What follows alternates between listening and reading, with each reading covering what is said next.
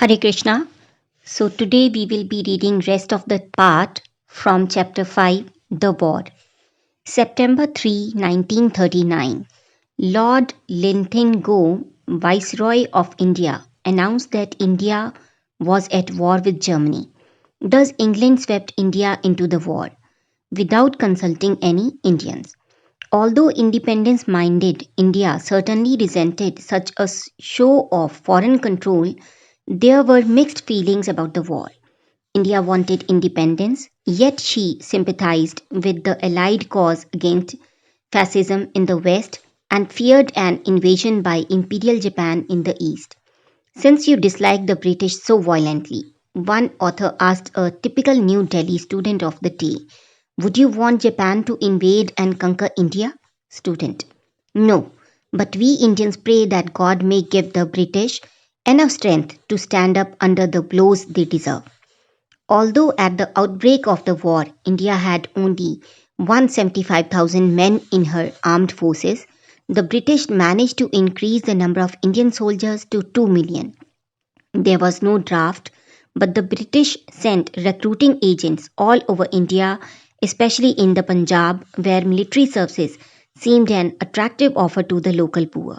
The Punjabis proved good fighters, whereas Bengalis enlisted as officers, doctors, contractors, and clerks. Indian soldiers were dispatched to battlefields in Egypt, Iraq, Syria, Persia, Malaya, Burma, and Assam.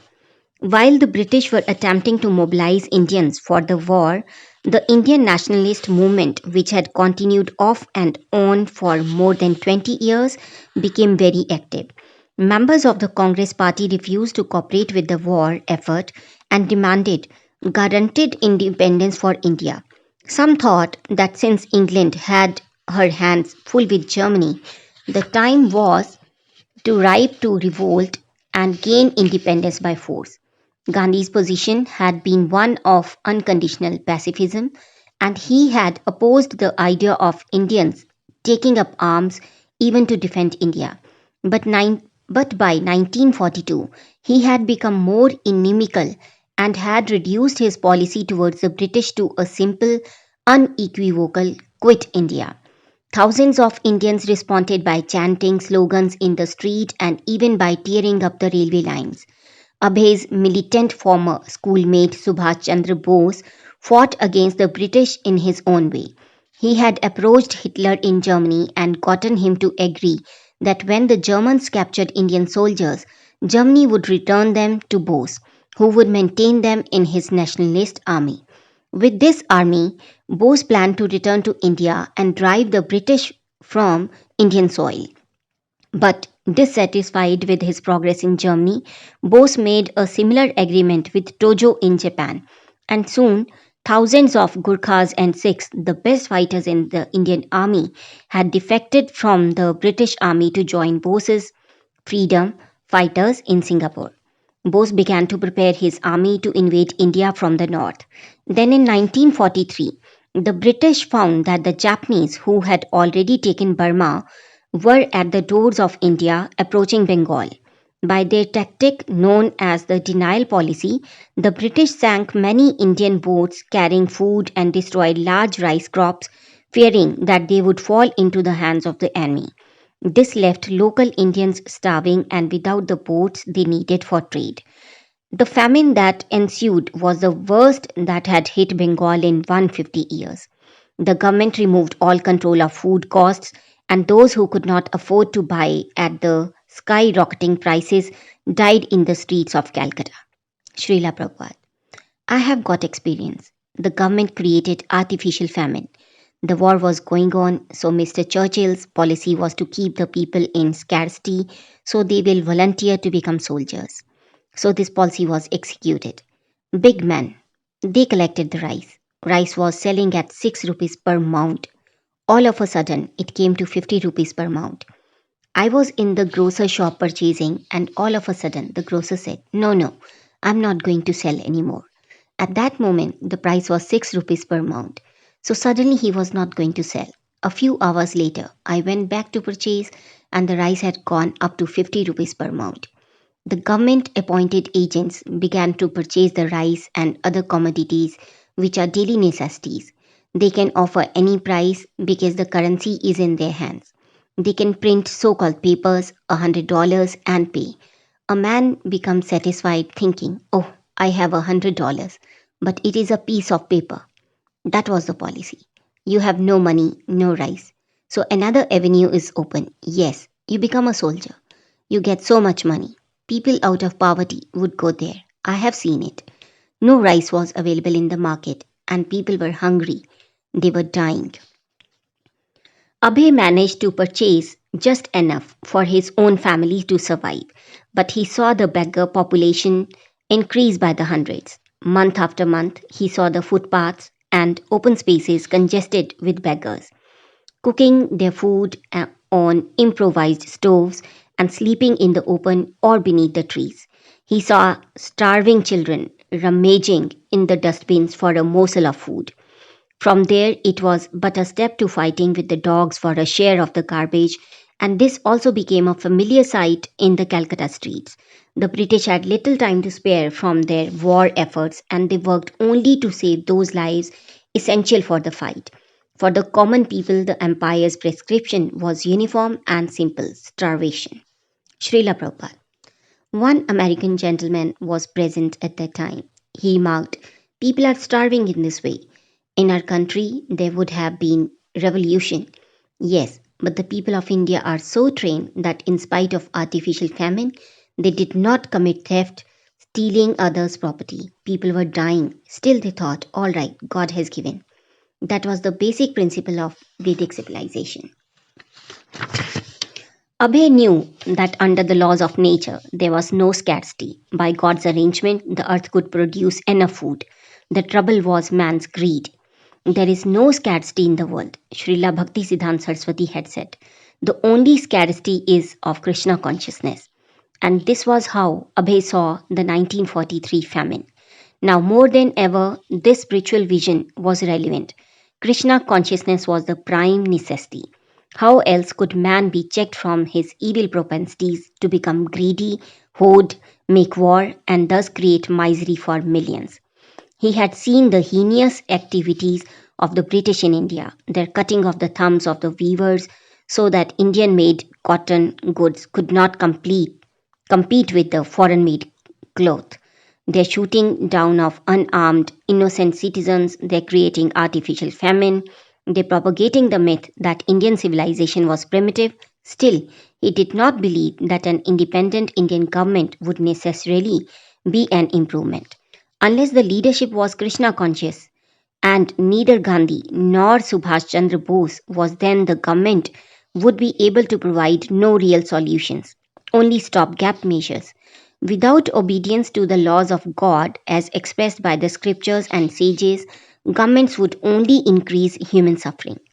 Then Calcutta was bombed day after day. The bombing was concentrated in specific areas such as Kitapur Port Facility and Shyama Bazar in North Calcutta, very near Abey's home at Sita Kanta Banerjee Lane. American planes had been leaving from airfields near Calcutta for targets in China and Japan, so the air raids on Calcutta seemed an inevitable retaliation.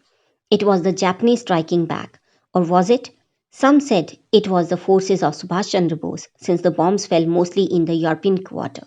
But for the people of Calcutta, it made little difference who was attacking. After the first bombing, people evacuated the city, blackouts were imposed, and at night the entire city was dark. Srila Prabhupada. The whole Calcutta became vacant. Perhaps only myself and a few others remained. I sent my sons to Navdweep, of course. My daughter was married. My wife refused to go out of Calcutta. She said, I'll be bombed, but I will not go.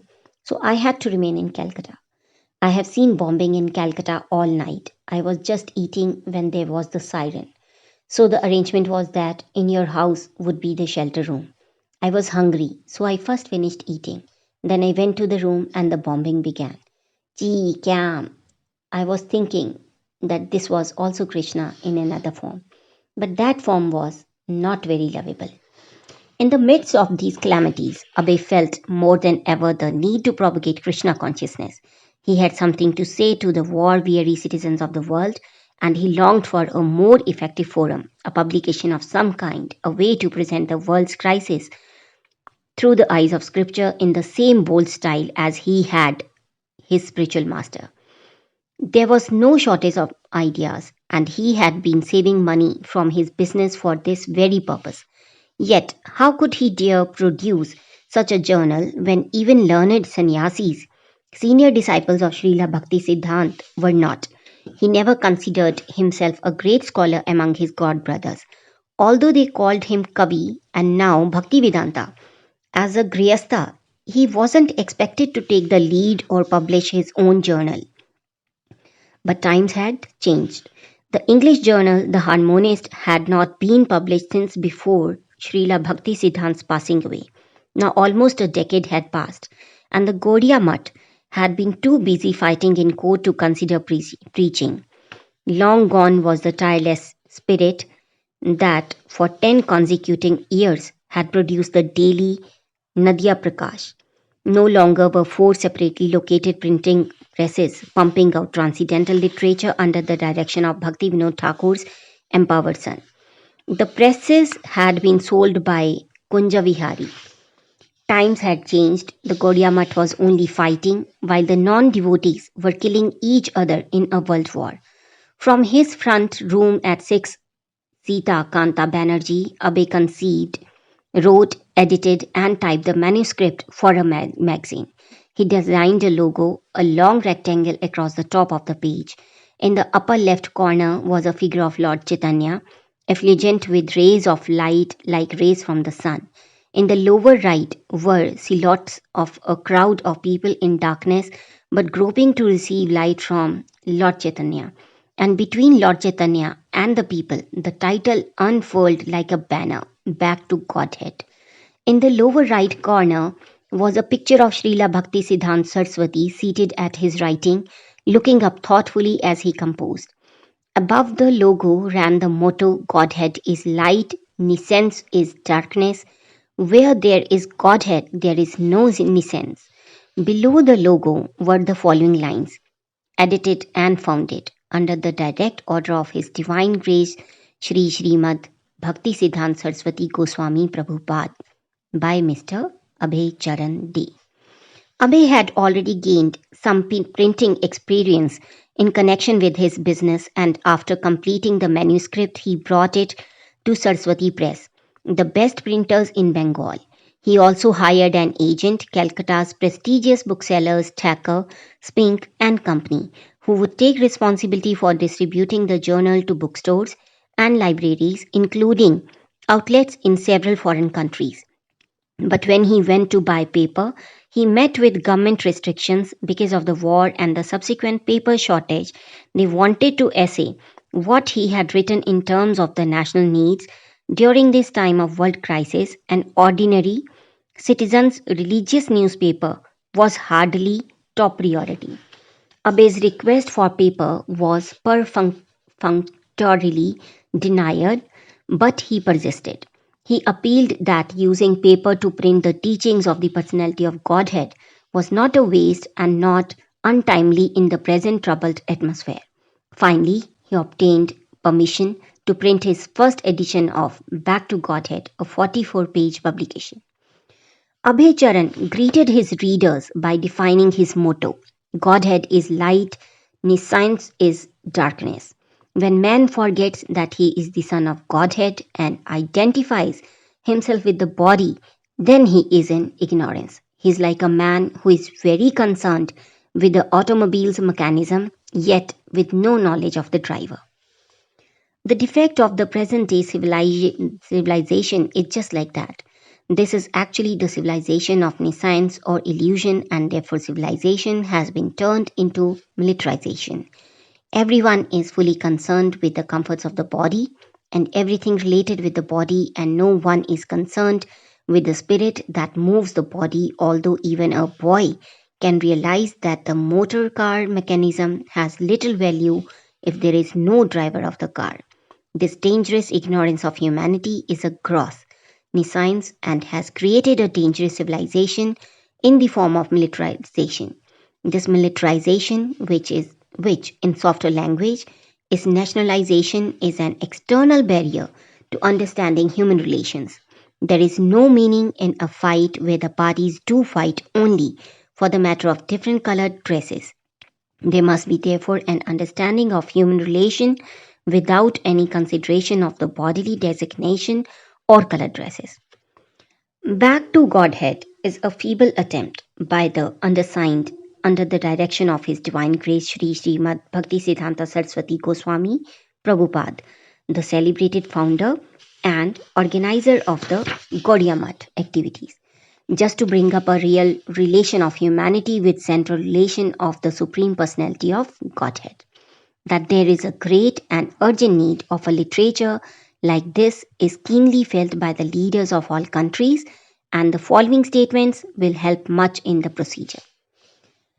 It was 1944, and Abhay specifically addressed the crisis of World War. The world's political leaders were expressing their disgust at their people's suffering and scarcity. After 4 years of fighting, costing millions of human lives, the Second World War within 20 years was still scourging the earth.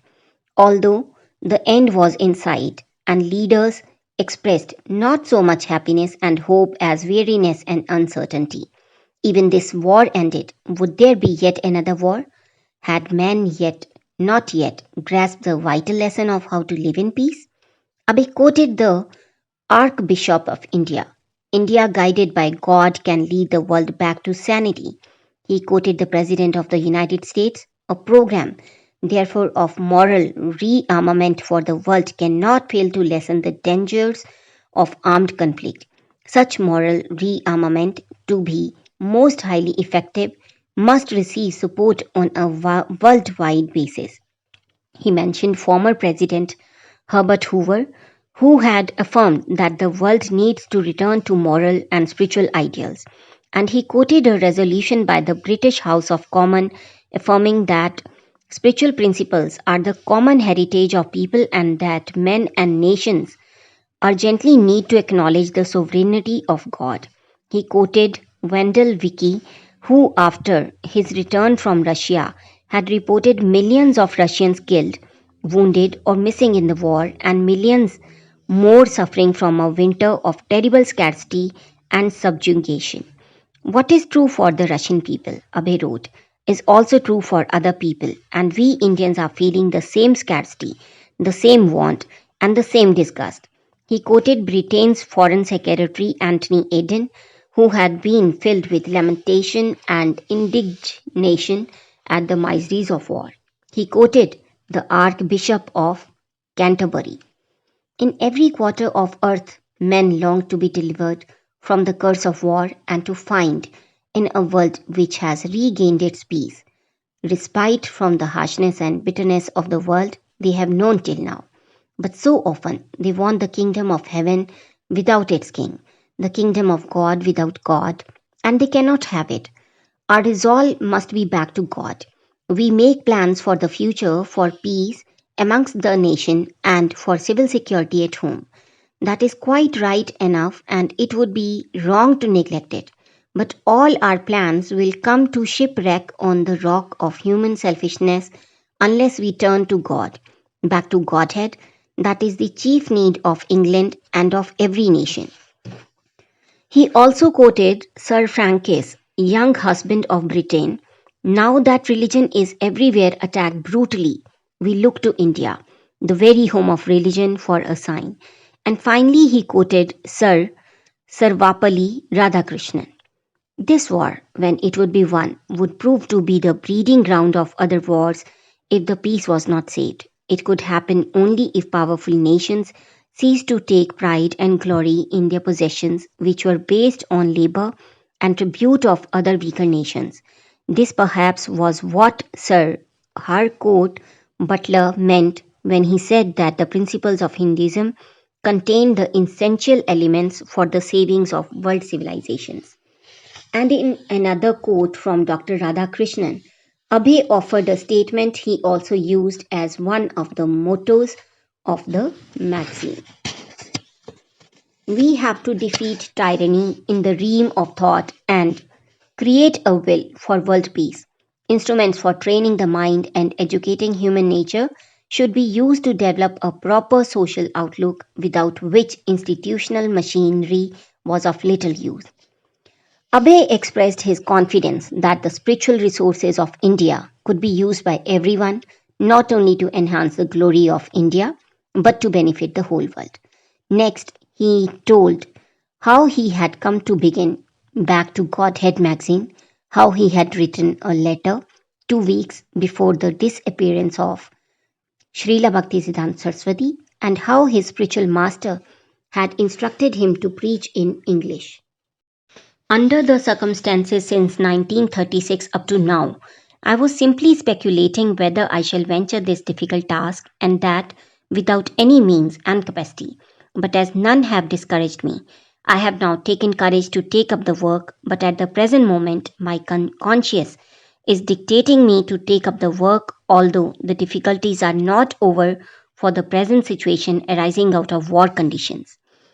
Abhay stated that his paper would contain only the transcendental messages of the great sages of India, especially Lord Chaitanya, and that his duty would be simply to repeat them just like a translator.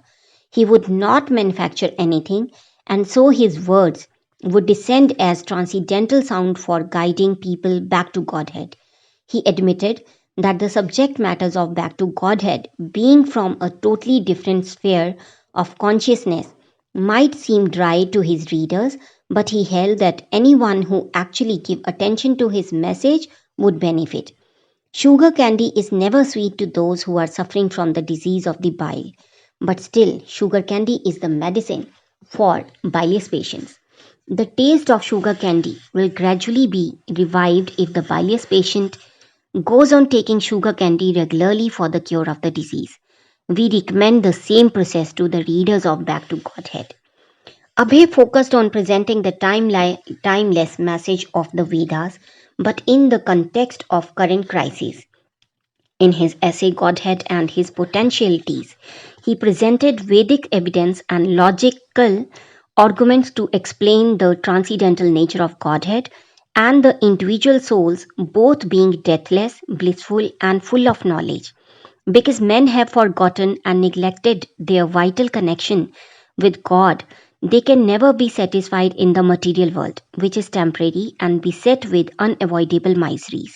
As spiritual souls, everyone is eternal by nature, and therefore everyone tries to avoid the onslaught of distresses and dangers, which come one after another.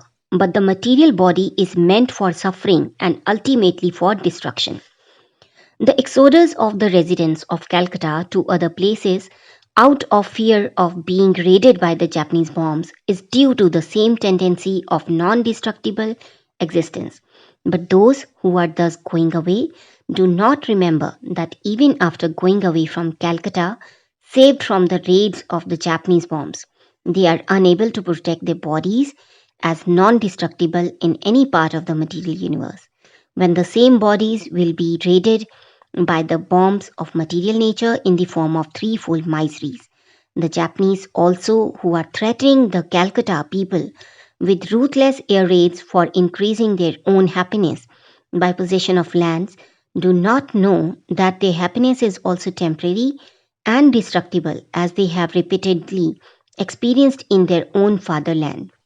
The living beings, on the other hand, who are designed to be killed, are by nature eternal, impenetrable, invisible, extra. So, all those living entities who are threatened to be killed, as well as those who are threatening to conquer, are all alike in the grip of the Maya potency and are therefore in the darkness. Abhay wrote that never by their own devices could men escape the conditions of destruction. So many world leaders were seeking relief from the war, but all were useless because their attempts for peace were within the material conception of life. Their attempts were like attempts to elevate darkness with darkness, but darkness can be removed only by light. Without light, any amount of speculation of the human mind, which is also a creation of the material nature, can never restore the living entities to permanent happiness. In that darkness, any method of bringing peace in the world can bring only temporary relief or distress, as we can see from all creations of the external potency. In the darkness, non violence is as much useless as violence, while in the light, there is no need of violence or non violence. Abhay did not deal exclusively with the war in Theosophy Ends in Vaishnavism. He criticized the shortcomings of the fashionable ideas of Theosophy, which the followers of Madame Blavatsky had popularized in India. In congregational chanting, he upheld the scriptural prediction that the Sankirtan movement of Lord Chaitanya would spread to every town and village on the surface of the earth. From this foretelling, we can hope that the cult of Sankirtan will take very shortly a universal form of religious movement, and this universal religion, wherein there is no harm in chanting the name of the Lord, nor is there any question of quarrel, will continue for years, as we can know from the pages of authoritative scriptures.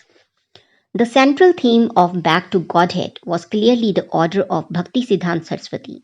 In its cover, with its picture of a thoughtful Srila Bhakti Siddhant, in its dedication, in its statement of the magazine's purpose, in its handling of issues, its analysis of theosophy, its prediction of the spread of Sankirtan, in its every aspect, the theme of Back to Godhead was the order of Srila Bhakti Siddhanta Saraswati.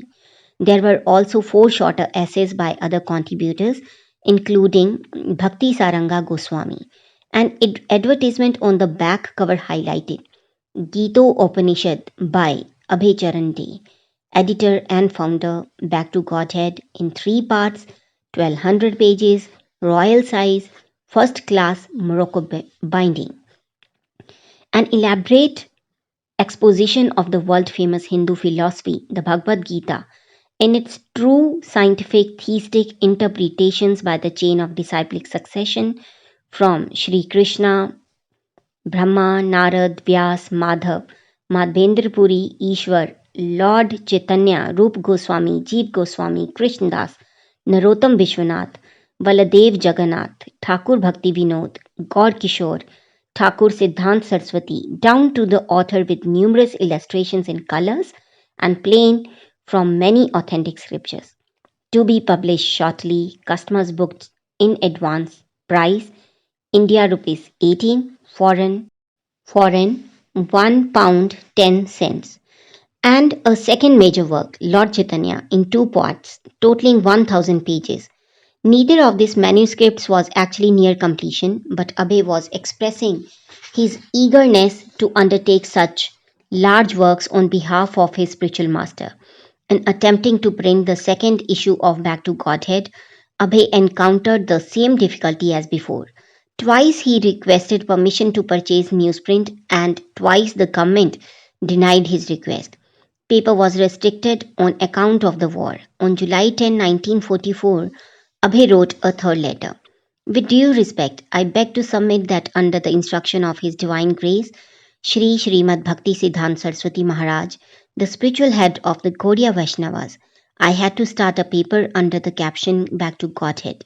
The very name will suggest the intention of starting such a paper in the midst of heavy turmoil through which the world is now passing. A copy of the same booklet is sent herewith for your kind perusal.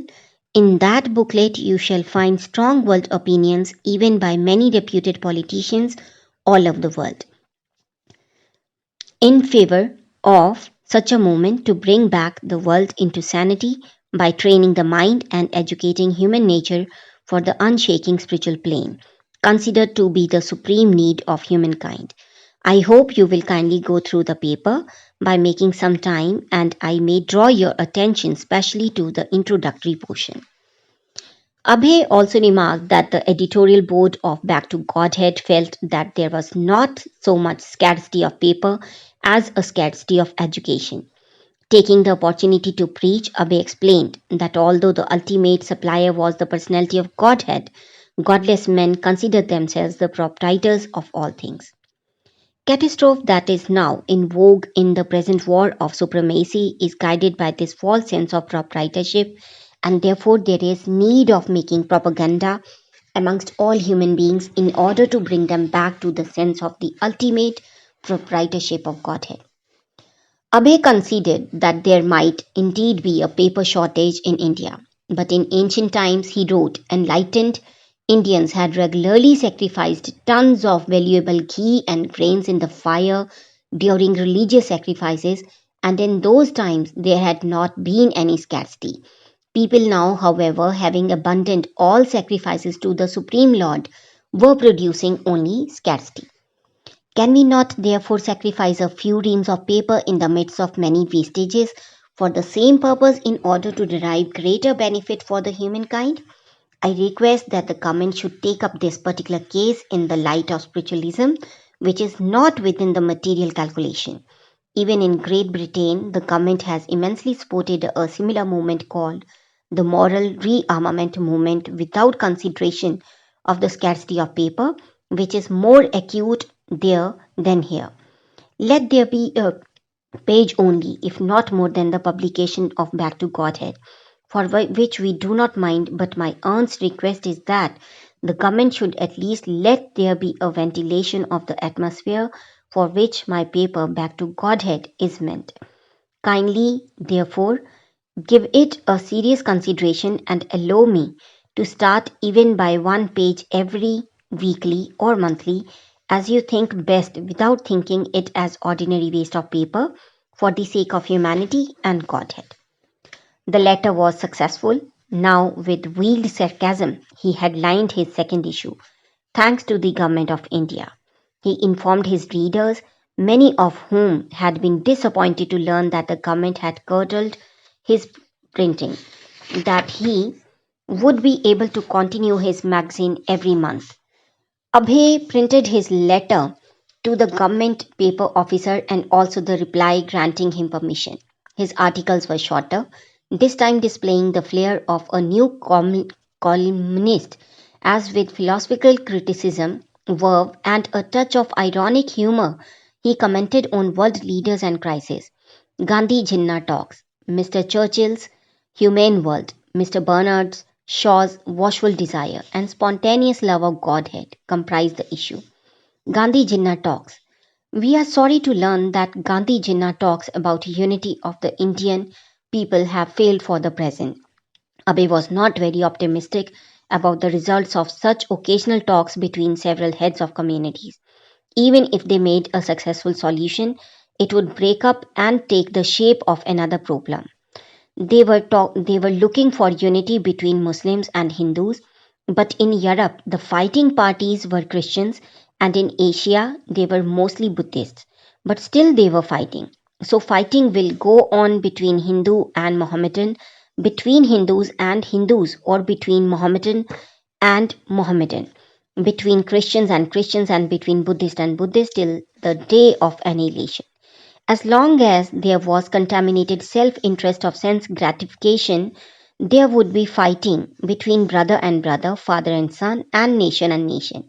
Real unity would stand only on a plane of transcendental service to the Supreme. Mahatma Gandhi, Abhay wrote, is far above ordinary human being and we have all respects for him. But Abhay advised Gandhi to give up his activities on the material plane and rise to the transcendental plane of the spirit. Then there could be talks about the unity of all people.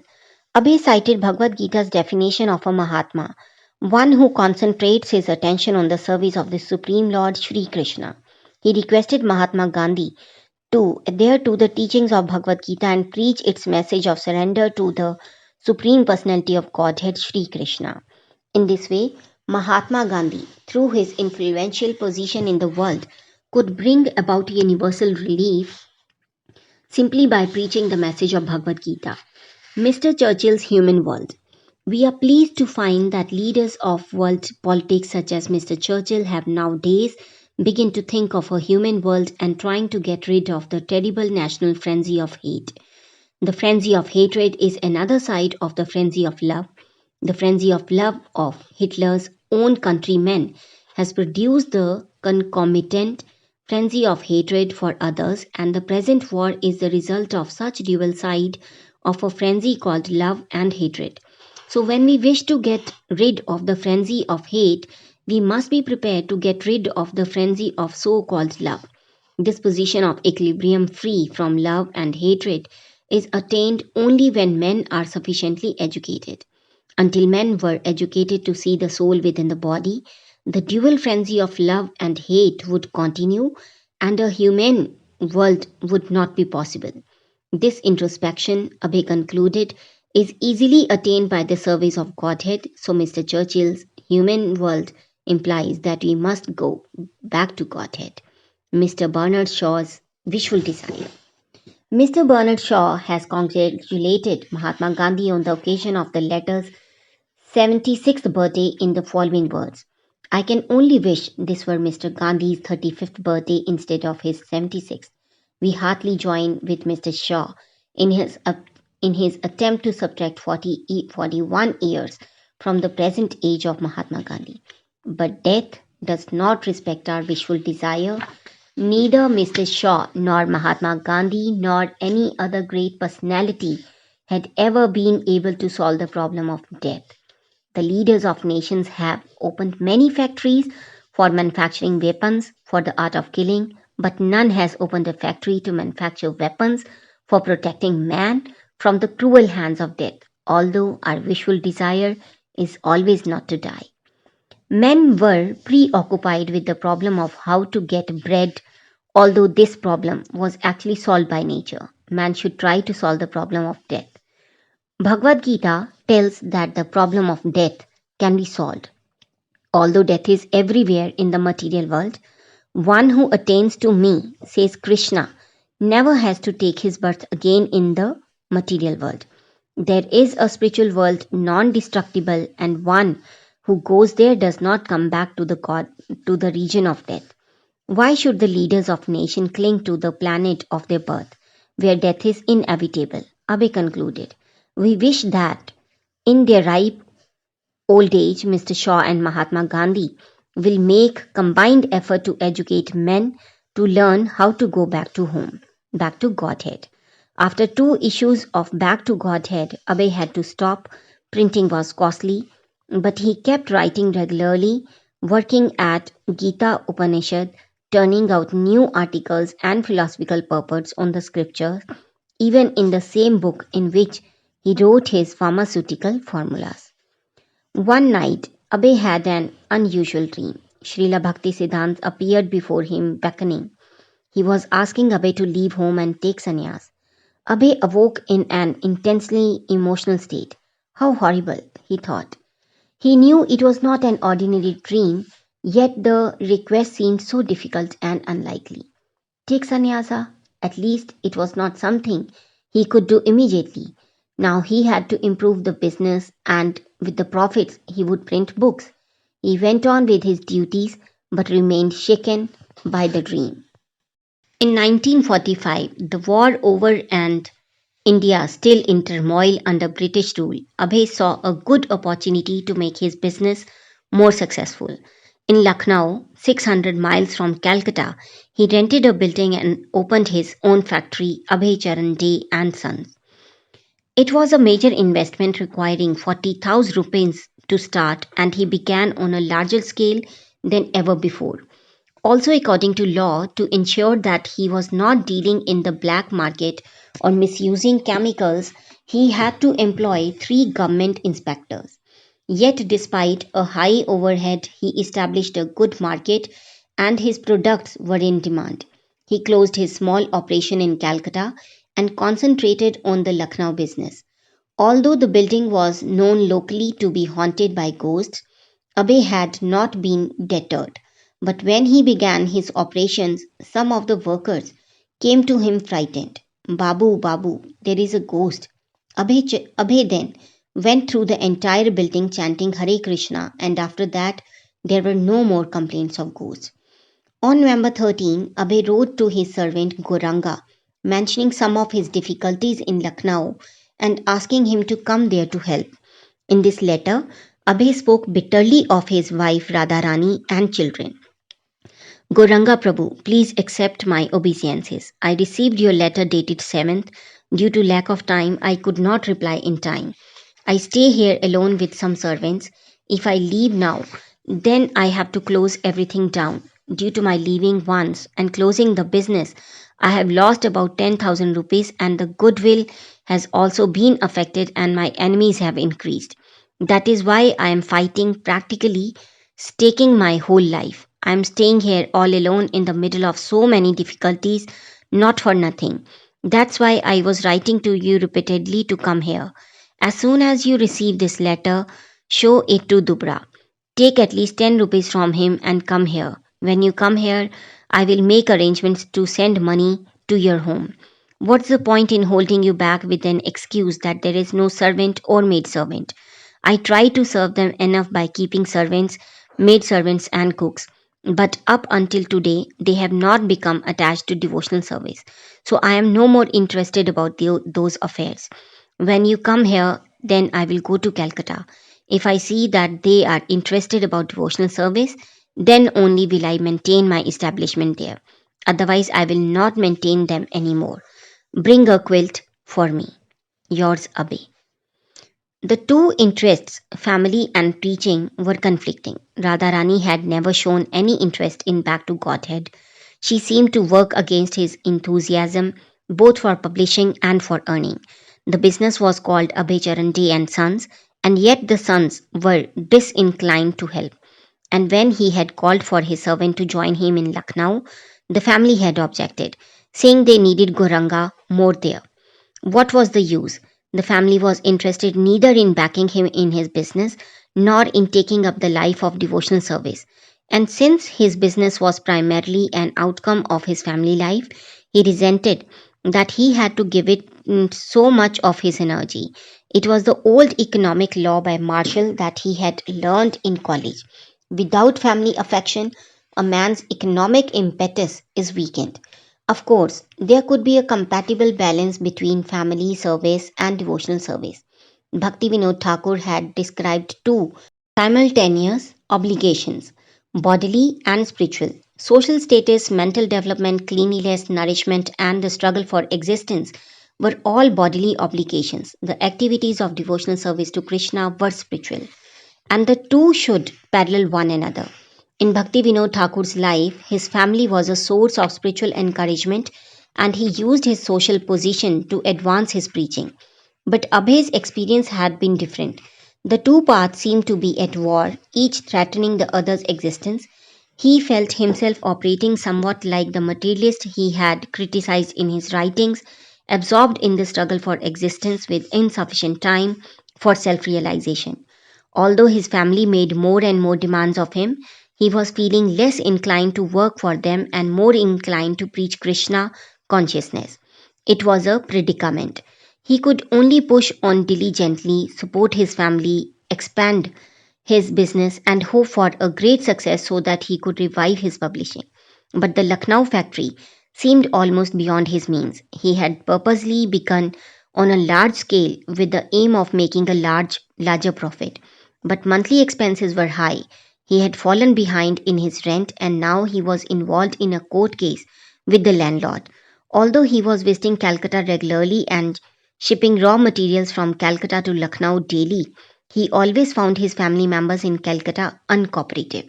His servant Goranga was also reluctant to work as Abhay required and was thinking of going back to live with his family. Abhay again wrote to Goranga on the 23rd. Offering my humble obeisances at the feet of the Vaishnav, Goranga Prabhu, I have received your postcard dated 18 November 45 and got all the information. There is no need to come here just for a month after spending the money and then go back. For the present, take 25 rupees from Dubra and go home. Write a letter to me after your arrival, then I will send the rest of your money in one or two installments by money order. Then from there you let me know when can you come here. I have started my work here in a fairly big scale. You have seen that with your own eyes. So if there is no income, who will spend for a court interrogation? Everything is on my head. The brother and sons are just eating and sleeping like a bunch of females and breaking the axe on my head. You go home as soon as you get the money and try to come back as soon as possible. Yours, Shri Abhay Charan D. Hare Krishna. So we have finished reading chapter 5. Now we will start chapter 6 in the next session. Hari Bol.